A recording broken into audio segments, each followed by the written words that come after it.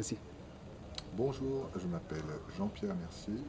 J'ai plutôt l'habitude d'être derrière la caméra sur ma feuille de papier plutôt que devant l'objectif. Je suis chroniqueur depuis plus de 23 ans à Libération. Chaque jour, je publie ma petite colonne et autour de mon activité, je me suis toujours occupé à titre bénévole d'un club d'échecs. Il y a peu, j'ai fait un choix, j'ai cherché à évoluer et je me suis dit, en m'installant à Aix-les-Bains, que cette petite ville délicieuse que j'avais connue en 2009 lors du championnat de France des jeunes méritait vraiment d'avoir un club d'échecs.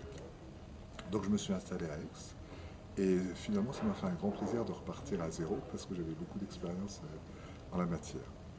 Et comme c'est une petite ville qui a déjà accueilli 4 championnats de France, en fait les joueurs d'échecs étaient là. Donc ça a été du gâteau, ça a été très facile de monter un club.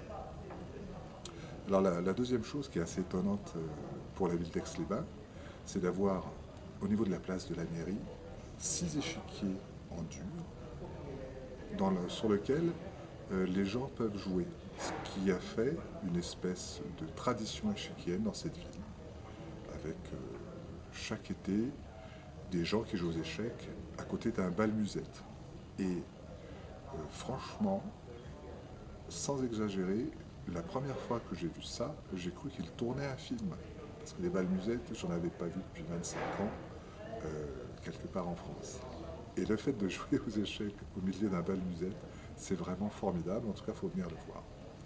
Voilà, alors pour en revenir avec Slimin, ce qui aussi est très étonnant dans cette ville, c'est leur capacité professionnelle à organiser des événements. Alors, par exemple, ce championnat d'Europe. L'organisation est impeccable, je ne suis pas là pour passer la brosse à reluire, mais ce qui est étonnant, c'est que ces gens font tout cela sans stress.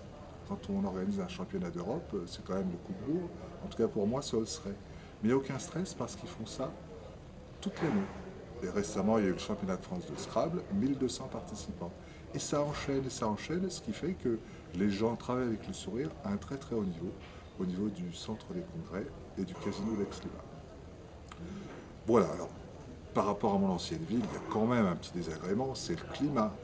L'hiver est quand même rigoureux, hein, au bord des Alpes. Donc si vous voulez me rejoindre et venir vous installer à Aix-les-Bains, pensez quand même qu'il va falloir vous mettre au sport d'hiver.